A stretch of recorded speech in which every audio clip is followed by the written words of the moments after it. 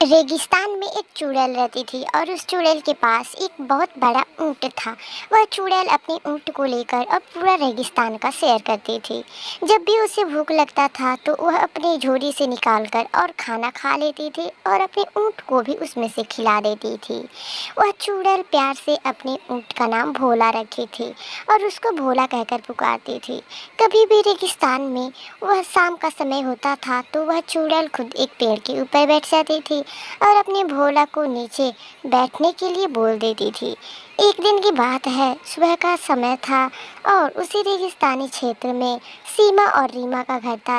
सीमा और रीमा दो सहेलियां थी। एक दिन सीमा के घर रीमा आती है और उससे कहती है, अरे सीमा, बहुत दिन हम लोग को घूमे हुए हो गया, चल ना आज रेगिस्तान का सैर करने चलते हैं।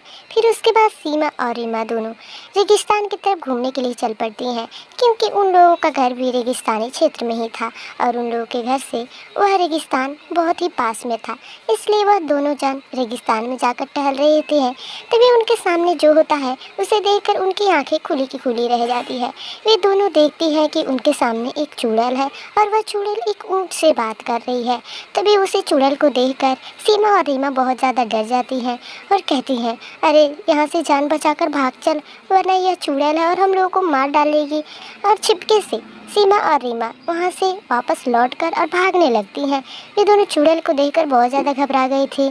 तभी वे दोनों घर पर आकर और बातें कर रही थी कि आज के बाद वे कभी भी रेगिस्तानी क्षेत्रों में घूमने के लिए नहीं जाएंगी और वे दोनों बहुत ही ज़्यादा घबराई हुई थी।